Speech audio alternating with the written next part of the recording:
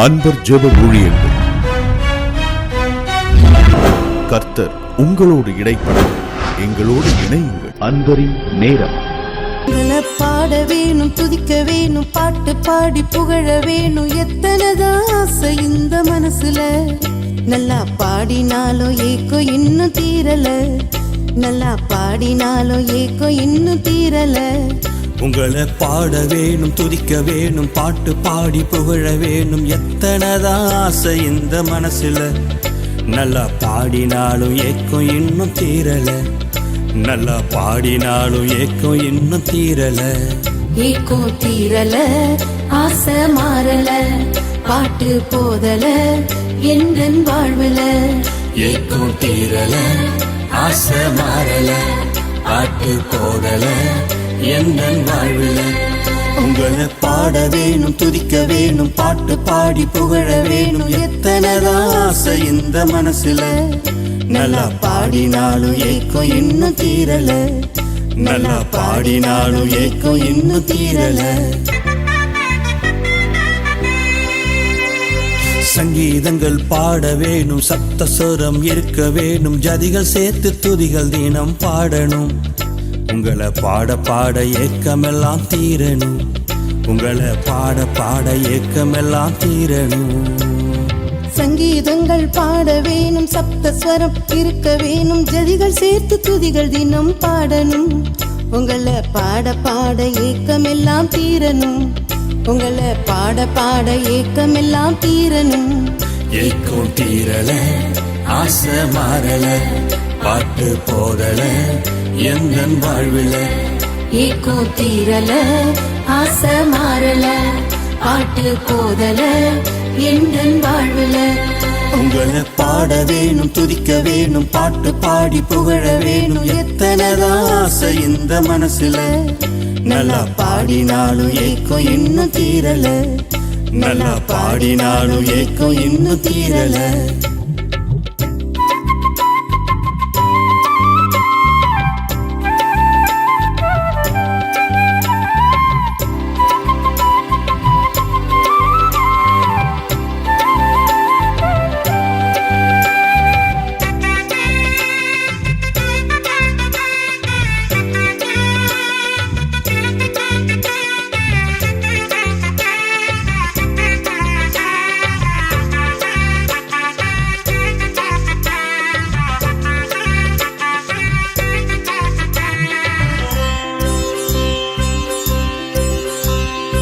ஆயிரத்தில் சிறந்தவரே, ஆத்துமாவின் நேசர் நீரே.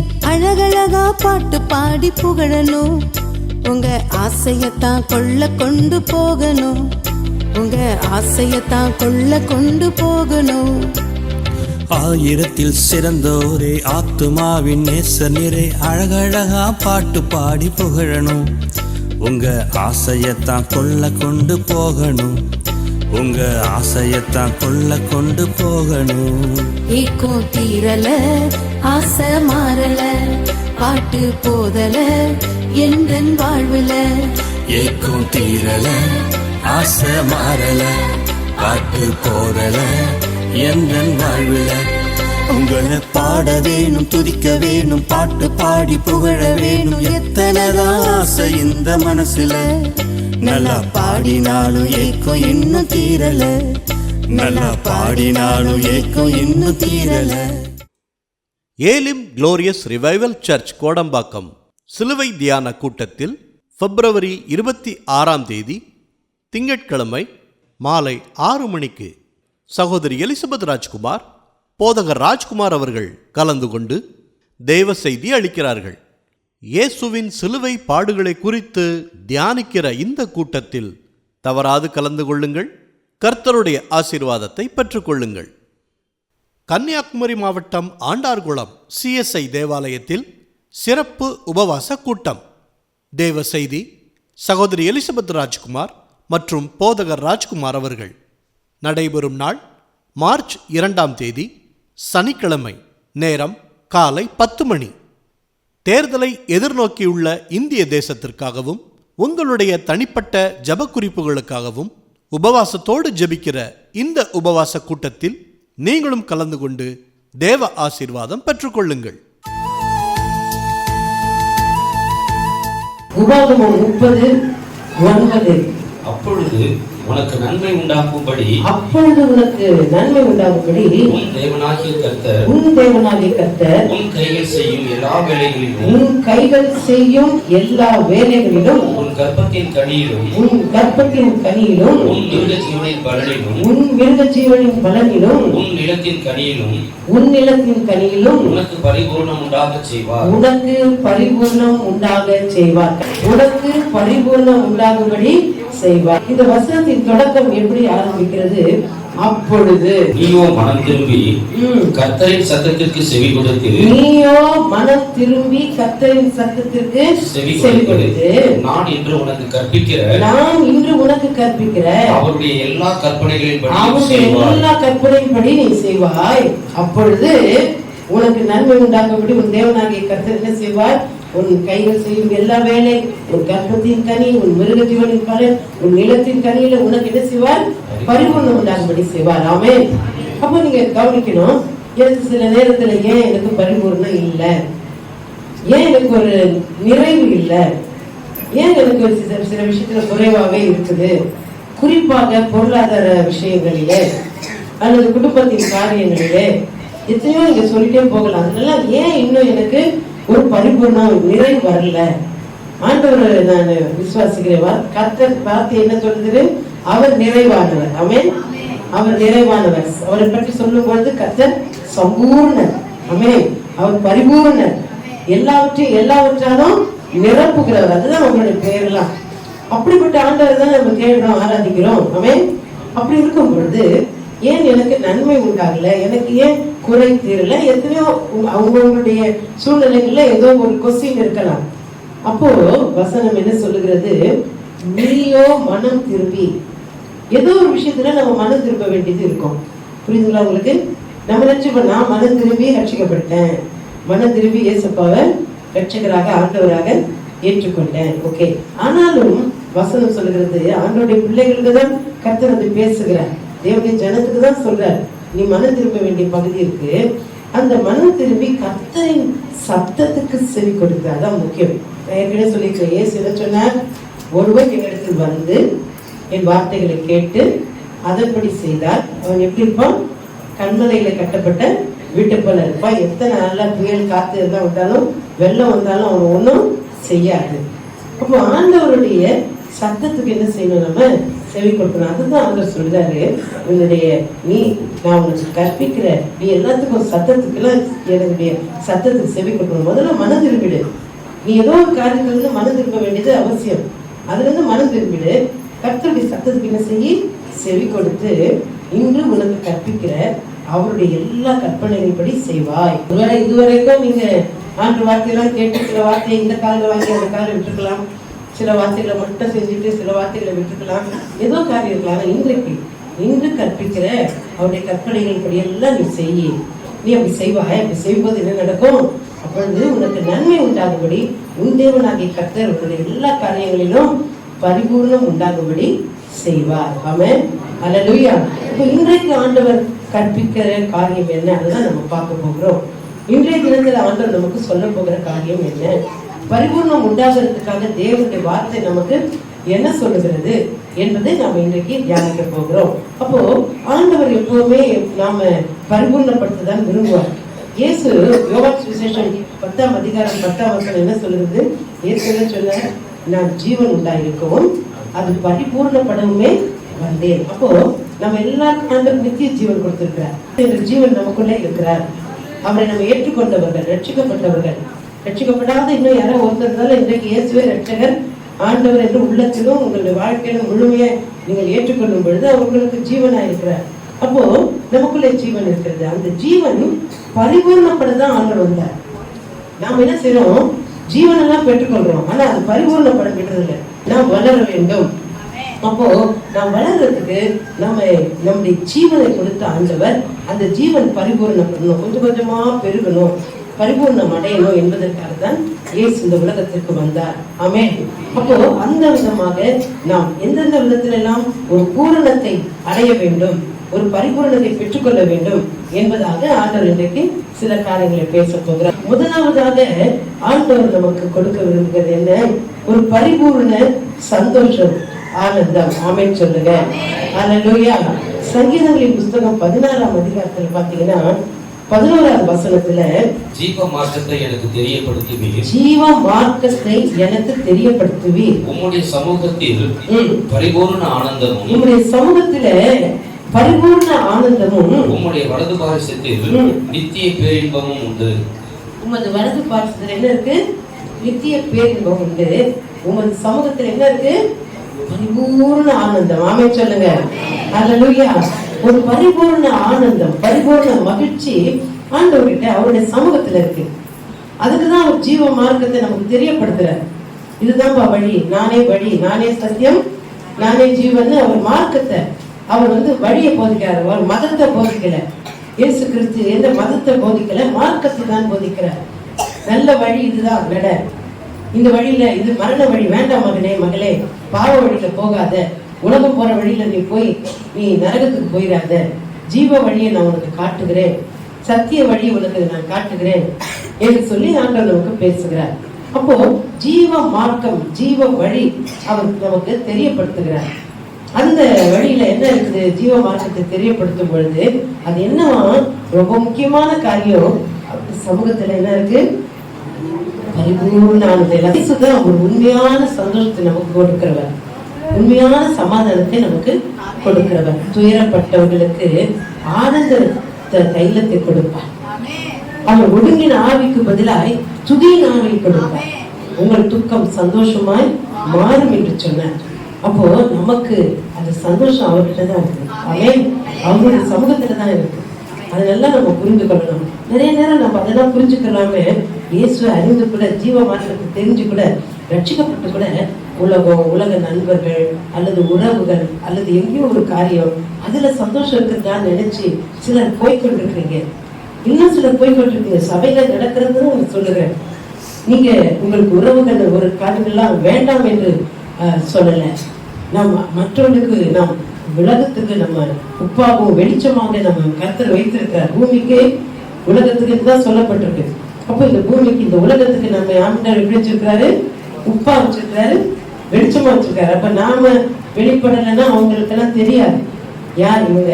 இவங்க வெளிச்சத்தின் பிள்ளைகள், இவங்க கிட்ட கிறிஸ்துவின் ஒளி இருக்கிறது, மெய்யான வெளிச்சம் இருக்கிறது என்று நம்முடைய உறவுகளானாலும் நண்பர்களானாலும் வெளியே போயிருக்க மக்களானாலும் தெரிந்து கொள்வதற்கு நம்முடைய வாழ்க்கை ஒரு வெளிச்சமாய் வைத்திருக்கிறார். அப்போ நம்ம அப்படியே உள்ள தெரியாம அப்படியே உள்ளே மூடி வச்சுக்கிட்டு நம்ம ஐயோ நான் எங்க சொந்தக்காரங்க வந்தாங்க மூஞ்சி திருப்பிட்டு போறேன், அல்லது என்னுடைய நண்பர்கள் வந்தாங்க நான் அவங்களை திட்ட போறேன், அப்படிலாம் நமக்கு கிடையாது. புரியுதா உங்களுக்கு? நான் சொல்றது புரிஞ்சுக்கோங்க. நீங்க எப்படி இருக்கிறீங்க? பூமிக்கு உப்பா இருக்கிறீங்க, உலகத்துக்கு நீங்க வெளிச்சமா இருக்கிறீங்க. ஆண்டவர் அப்படிதான் நம்ம வைத்திருக்கிறார். அப்போ நாம ஜீவ வழியை தெரிந்து கொள்றோம் இல்லையா?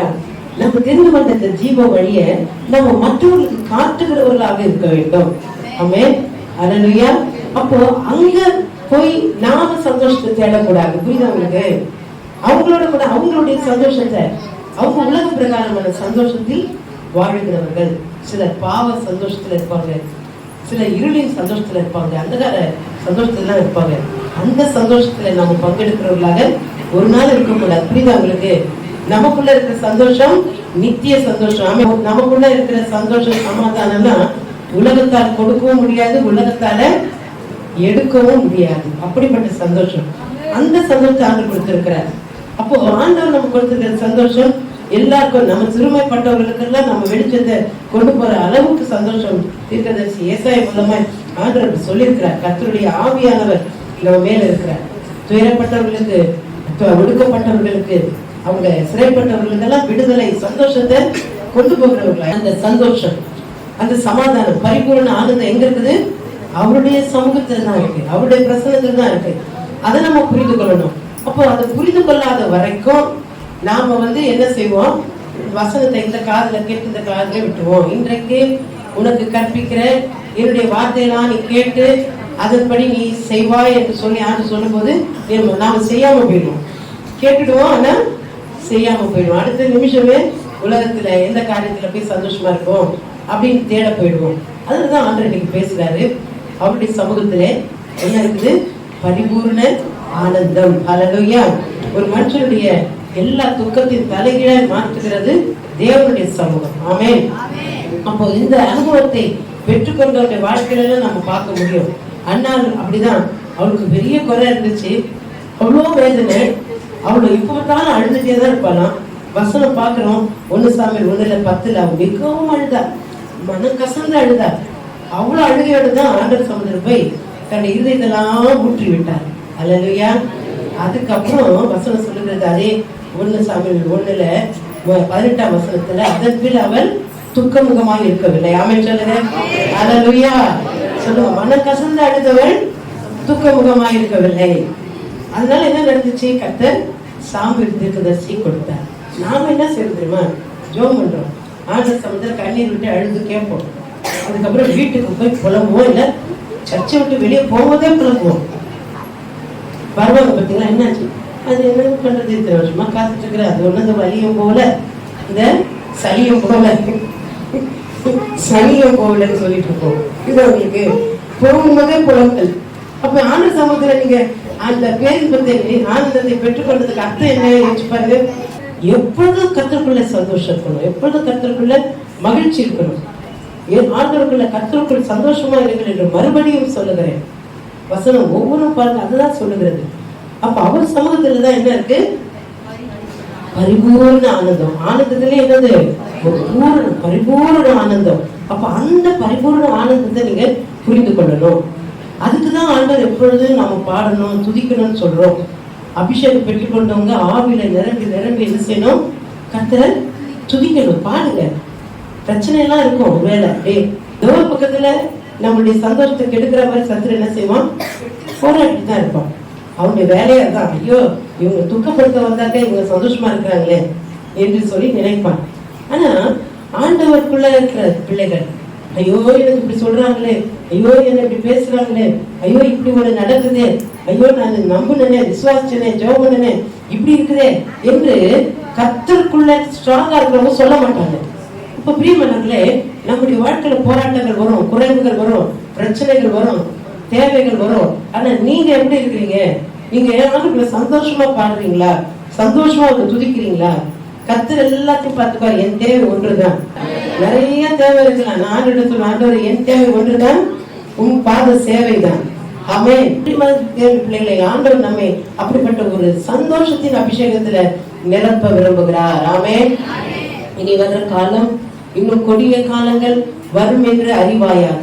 கடைசி நாட்களில் கொடிய காலங்கள் வரும் என்று அறிவாயாக. கடைசி கால நிகழ்ச்சிகள், சம்பவங்கள் நடந்து கொண்டே இருக்குது. சபை என்ன செய்யணும்ன்றதுதான் கர்த்தர் பேசிட்டு இருக்கிறாரு. நீங்களும் நானும் அரசாளுகிறவர்களா கர்த்தர் வைத்திருக்கிறார். ஆமென். ஆண்டவர் அந்தி கிறிஸ்து நாட்கள்ல மட்டும்தான் நம்மை மறைத்து 7 வருஷம் நம்மை ஆண்டவர் எடுத்துக்கொண்டு அவர் ரகசிய வருகையில கொண்டு போய் வைத்து, அதன் பிறகு ஆண்டவர் நமக்கு வைத்திருக்கிற அரசாலம் 1000 வருஷம் அரசாலம் இருக்கிறது. நமக்கெல்லாம் ஆளுகை கொடுக்க போகிறார். ஆமென். அதுக்கு நீங்க எல்லாம் தகுதி உள்ளவர்களா இருக்கிறீங்களான்னு நம்ம பார்க்கிறார். அவ்வளவுதான். இப்பவே நம்ம எல்லாத்துக்கும் ஒவ்வொரு சின்ன சின்ன விஷயத்துக்கும் சோர்ந்து போய் கலங்கி கண்ணீர் வடிச்சு ஆண்டவரை தேடாமலோ அல்லது தேடினா கூட உண்மையா தேடாமலோ எப்படி இருக்குன்னு வச்சுக்கோங்களேன், அவர் கிரியை செய்ய முடியாது. அப்போஸ்தலனாகிய பவுல் சொல்றார், மிகுந்த தைரியத்தோட சொல்றார். அவர் சொல்றாரு, எங்களுக்கு உண்டான சகல உபத்திரவத்திலையும் பரிபூர்ண சந்தோஷமா இருக்கிறேன். சகல உபத்திரவத்திலையும் பரிபூர்ண சந்தோஷமா இருக்கேன். நாம சின்ன சின்ன உபத்திரம் சந்தோஷமா இருக்குங்க, கர்த்தரை துதிக்கிறேங்க. கொஞ்சம் கஷ்டமான உபத்திரவம், தாங்க முடியாத உபத்திரவம் வந்துருச்சுன்னா உடனே என்ன செஞ்சிடறோம்? சந்தோஷம் அவுட். நம்ம சந்தோஷம் நிறைவா இருக்கணும்னு நான் விரும்புறேன். அப்போ பரிபூர்ண சந்தோஷம். ஆமென். சகல உபத்திரவத்திலையும் பரிபூர்ண சந்தோஷம். நீங்களே உங்க பிள்ளை உங்க கஷ்டத்துல, உங்களுக்கு உங்க பிள்ளை கூட இருந்துச்சுன்னா, கஷ்டத்துல உங்க பிள்ளை உங்களுக்கு உதவி செஞ்சுச்சுன்னா, கஷ்டத்துல உங்க பிள்ளை உங்களை அப்படியே உற்சாகப்படுத்துச்சுன்னா நீங்க என்ன நினைப்பீங்க? ஐயோ என் பிள்ளைக்கு எவ்வளவு என் மேல அன்பு, என் பிள்ளையை நான் இன்னும் நான் சந்தோஷப்படுத்தணும் நினைப்பீங்களா மாட்டீங்களா? நம்முடைய பரமபிதா ரொம்ப நினைப்பாரு. ஹல்லேலூயா. சகல உபத்திரவத்திலேயும் நான் பரிபூர்ண சந்தோஷமா இருப்பேன் என்று சொல்லுகிறவர்களை அவர் ஆசீர்வதியாமல் விட மாட்டார். நன்மை உண்டாகும்படி அவர் செய்வார். எல்லாவற்றையும் பரிபூர்ணமாக்கப்படுத்துவார். ஆமென். ஹல்லேலூயா. இரண்டாவதாக பாருங்க, பரிபூர்ண ஃபர்ஸ்ட் நம்ம பரிபூர்ண ஆனந்தம் சந்தோஷத்தை பார்த்தோம். இரண்டாவதாக பரிபூர்ண கிருபை. ரோமர் 5:17 அது சொல்லப்பட்டிருக்கிறது, பரிபூர்ண கிருபை. அந்த பரிபூர்ண கிருபையை நாம் இயேசு கிறிஸ்து மூலமாய் பெற்றுக்கொள்கிறோம் என்பதை நாம் அறிந்திருக்கிறோம். யோவான் சுவிசேஷத்துல 1 அதிகாரம் 16 வசனத்துல பாத்தீங்கன்னா, அவருடைய பரிபூர்ணத்தினால் நாம் எல்லாரும் கிருபையின் மேல் கிருபை பெற்றோம். சொல்லுங்க, கிருபையின் மேல் கிருபை பெற்றோம். எதனால? அவருடைய பரிபூர்ணத்தினால. அப்போ அந்த கிருபை மேல கிருபைன்னா என்ன அர்த்தம்? கிருபை இன்னும் பரிபூர்ணமாகிறது. இன்னும் கிருபை மிக மேலானது, கிருபை மிக அருமையானது. கர்த்தருடைய வார்த்தை என்ன சொல்றா? கர்த்தருடைய கிருபை அருமையானது, அது நல்லது. ஆமென். அந்த கிருபை இருந்தா போதும். தேவ கிருபையினாலதான் நாம் நிலை இருக்கிறோம். யாரா இருந்தாலும் சரி, கர்த்தருடைய பிள்ளைகளா இருந்தாலும் ஊழியக்காரர்களா இருந்தாலும் ஒருத்தர் எப்படி இருக்கிறீங்க? நல்லா இருக்கிறோம். என்ன சொல்றோம்? சில பேர் நல்லதான் இருக்கோம், என்னன்னு தெரியல, இப்ப கொஞ்ச நாளாவே எங்களுக்கு கொஞ்சம் பிரச்சனை வந்துனே இருக்குது அப்படின்னு சொன்னா என்ன அர்த்தம்னா, உங்களுக்கு இன்னும் ஆண்டவர் கிருபை கொடுக்க விரும்புறாரு. புரிஞ்சுக்கொள்ளுங்க. யார ரொம்ப நேசிக்கிற புத்திரன் உண்டோன்னு சொல்லியிருக்கு இல்லையா? ஏன் சிச்சிக்கிறாரு? நம்மள என்ன நேசிக்கிறதுனால. இன்னும் நமக்கு சில நேரத்துல ஆண்டவர் அனுமதிக்கிறாரு, நமக்கு சில சூழ்நிலைகளை அனுமதிக்கிறாரு. அது மூலமா நமக்கு கிருபை கொடுக்க விரும்புறாரு. ஆமென். அல்லேலூயா. அப்ப கிருபையை பெருக பண்ணுவார், கிருபை நம்ம கொடுப்பார். அந்த கிருபையினால நாம என்ன ஆயிடுவோம்? நம்ம நிலைத்து நிற்போம். நாம் நிர்மூலமாக இருக்கிறது கர்த்தருடைய சுத்த கிருபை. ஆமாவா இல்லையா? எத்தனை ஆக்சிடென்ட் நடக்குது, எத்தனை பிரச்சனைகள் நடக்குது. ஆண்டவர் விட்டாரா? கொரோனா எல்லாம் வந்துட்டு போச்சு, ஆண்டவர் விட்டாரா? ஆண்டவர் கிருபை. எத்தனையோ பேர் மறித்து போனாங்களா இல்லையா? புரிஞ்சு கொள்ளுங்க.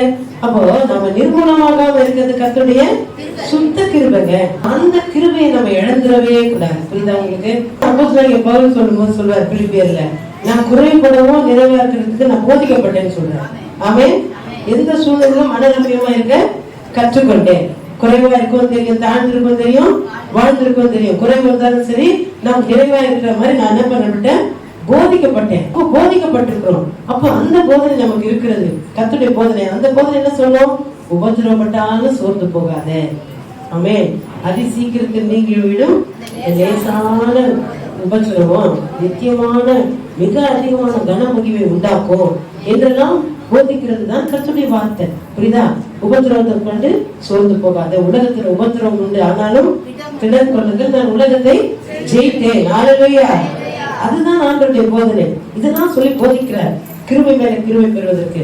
ஆனா சிலர் தவறான போதனைகளை சொல்லி வஞ்சிக்கிற காரியங்கள் நடக்கிறது. கவனமா இருங்க. இது கடைசி காலம். நமக்கு கற்றுக் கொடுத்திருக்கிற நல்ல ஐக்கியத்தில் இருக்கிற வசனம் என்ன சொல்லுது? மாயையை பின்பற்றி கொள்ளுகிறவர்கள் கிருபையை போக்கடித்துக் கொள்கிறார்கள். என்னவா? மாயையை பின்பற்றுங்கள். மாயான காரியங்கள் நிறைய இருக்குது, நிறைய இடத்துல இருக்குது. சாத்தான் கடைசியா அது மாதிரி எழுப்புவோம். அப்போ அதை பின்பற்றி நம்ம போக கூடாது. அதை பின்பற்றுகிறவர்கள் கிருபையை போக்கடிச்சுறாங்க. அதனால அவர்களுக்கு பல விதமான போராட்டங்கள், சோதனைகளை சந்திக்கிற காரியங்கள் வருகிறது. எனவே நாம கிருபை மேல் கிருபை பெறுகிறவர்கள். ஆமென் சொல்லுங்க. சொல்லுங்க, பரிபூர்ண கிருபை எங்களுக்கு உண்டாயிருக்கிறது. இயேசு கிறிஸ்துவின் பரிபூரணத்தினால் நாங்கள் கிருபை மேல் கிருபை பெற்றுக் கொள்கிறோம். ஆமென். அல்லேலூயா. ஆண்டவராகிய இயேசு நாமத்திலே அன்பின் வாழ்த்துக்கள். ஒரு புதிய ஆண்டை நமக்கு காண செய்திருக்கிறார். புதிய காரியங்களை செய்வார். பல அற்புதங்களை, அடையாளங்களை தம் பிள்ளைகள் மத்தியிலே அவர் செய்து நம்மை சந்தோஷப்படுத்துவார். கர்த்தருடைய பிள்ளைகளே, நாம் இன்றைக்கு இந்த இரவு நேரத்தில் ஒரு காரியத்துக்காக ஜெபிக்க போகிறோம். கர்த்தர் பெரிய காரியங்களை செய்வார். பெரிய காரியங்களை நமக்கு வாழ்க்கையில் செய்வார். பல சத்தியங்கள் நமக்கு தெளிவுபடுத்துகின்றன. யோவேல் அதில் பார்த்தீங்கன்னா, தேசமே பயப்படாதே, மகிழ்ந்து களி கூறு என்று சொல்கிறார். கர்த்தர் நமக்கு பெரிய காரியங்களை செய்வார் என்று சொல்லுகிறது. ஆகையினாலே தேசத்தை பார்த்து நாம் சொல்ல முடியும், கர்த்தர் பெரிய காரியங்கள் தேசத்தில் செய்வார் என்று.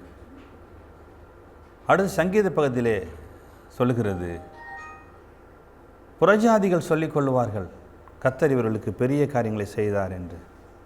கர்த்தர் நமக்கு பெரிய காரியங்களை செய்தார், இது நிமித்தம் நாம் மகிழ்ந்திருக்கிறோம் என்று. ஒன்று, தேசம் பெரிய காரியங்களை காணும் இல்லையா? அடுத்து மற்ற ஜனங்கள் சொல்லுவாங்க, இந்த வருஷத்தில் கர்த்தர் இவர்களுக்கு பெரிய காரியங்களை செய்தாரப்பா. இயேசுவை நோக்கி போனார்கள், இயேசுவை நம்பி வந்தார்கள், இயேசு இவர்களுக்கு பெரிய காரியம் செய்திருக்கிறாரே என்று மற்ற புறஜாதி ஜனங்கள், மற்றவர்கள், உங்களோடு வேலை செய்கிறவர்கள் சொல்லுவாங்க. அப்படிப்பட்டதான ஒரு பெரிய காரியம் நடக்கும். அதை பார்த்து நீங்கள் சொல்லுவீர்கள். அதுக்கப்புறம் உங்களுக்கு நீங்களே சொல்லுவீர்கள்.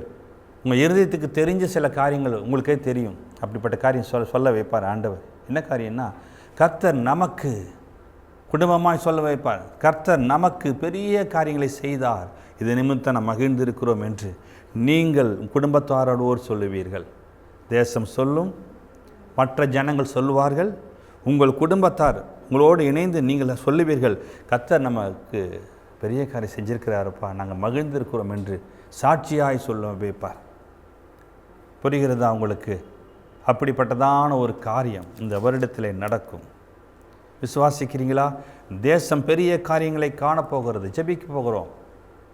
மற்ற ஜனங்கள் சொல்ல போகிறார்கள், வாய்களை திறந்து, இவர்களா இப்படி, இவர்களுக்கு ஒரு அற்புதம் நடந்திருக்கிறது என்று அவர்கள் சொல்லும்படி வைக்கணும்.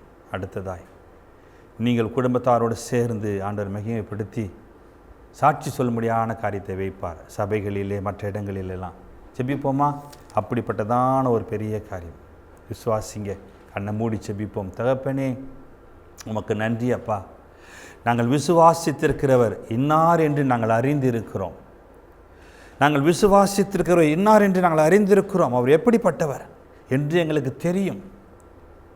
பெரிய பெரிய காரியங்களை எங்களுக்காக செய்திருக்கிறீரப்பா, எங்களுக்காக செய்திருக்கிறீங்க ஆண்டவரே. அப்பா, முதலாவது எங்கள் தேசத்துக்காய் நாங்கள் ஜெபிக்கிறோம்ப்பா. எங்கள் தேசம் பெரிய காரியத்தை காண வேண்டும். ஒருமனப்பட்டு ஜெபம் பண்ணுங்க, சேர்ந்து ஜெபம் பண்ணுங்க, ஒருமனப்பட்டு ஜெபம் பண்ணுங்க. இயேசுவின் நாமத்தினால ஜெபம் பண்ணுவோம். எங்கள் தேசம் பெரிய காரியத்தை காணணும் அப்பா. எங்கள் இந்திய தேசம் பெரிய காரியத்தை காணணும். அல்லது வேறு எந்த தேசத்துலேருந்து பார்த்து கொண்டிருக்கிறீங்களா கேளுங்க. என் தேசம் பெரிய காரியத்தை காண வேண்டும். இலங்கையில் ஜெபிக்கிறீங்களா, யூரோப் கண்ட்ரில் ஜெபிக்கிறீங்களா, ஜெபம் பண்ணுங்க, ஜெபம் பண்ணுங்க. ஆண்டவர் நிச்சயமாய் காண செய்வார். சொல்லியிருக்கிறார் இல்லையா? நிச்சயம் செய்வார். அடுத்ததாய் ஆண்டவரே அப்பா, மற்ற ஜனங்களுக்கு முன்பாய் தலை குனிந்து போனது உண்டு அப்பா. இப்பொழுது ஆண்டவரே, மற்றவர்கள் சொல்லும்படியான ஒரு பெரிய காரியம் செய்வேன்னு சொன்னீங்களே ஆண்டவரே, அப்படி மற்றவர்கள் சொல்லும்படியா, அதே வாய் சொல்லும்படியாய் கர்த்தர் அற்புதங்களை செய்ய போகிறதுக்காக, பெரிய காரியங்களை செய்ய போகிறதுக்காக உமக்கு நன்றின்னு சொல்லுங்க. நன்றி, நன்றி அப்பா. வாயை திறந்து சொல்லுங்க, நன்றி ஆண்டவரே, நன்றி அப்பா, நன்றி. நீ செய்வதற்காக ஸ்தோத்திரம். சாட்சி சொல்ல போகிறீர்கள். வசனம் சொல்லுகிறபடி கர்த்தர் நமக்கு பெரிய காரியங்களை செய்தார், இது நிமித்தம் நாம் மகிழ்ந்திருக்கிறோம் என்று. நாங்கள் மகிழ்ச்சியாக இருக்கிற இயேசு எங்களோடு இருக்கிறார், எங்களுக்கு பெரிய காரியம் செய்திருக்கிறார் பாருங்கள் என்று சாட்சி சொல்லும்படியாக ஆண்டவர் வைக்கிறார். இப்பொழுது தகப்பனே, அப்படி செய்வதற்காக நன்றி, நன்றி அப்பா, நன்றி. விசுவாசத்தில் இணைந்து, ஜெபத்தில் இணைந்து விசுவாசிக்கிற ஒவ்வொருவருக்கும் அந்த பெரிய காரியம் நடப்பதற்காக ஸ்தோத்திரம். அப்படியே செய்தருளும், ஆசீர்வதித்தருளும். இயேசுவின் நாமத்தில் ஜெபிக்கிறோம் எங்கள் நல்ல பிதாவே.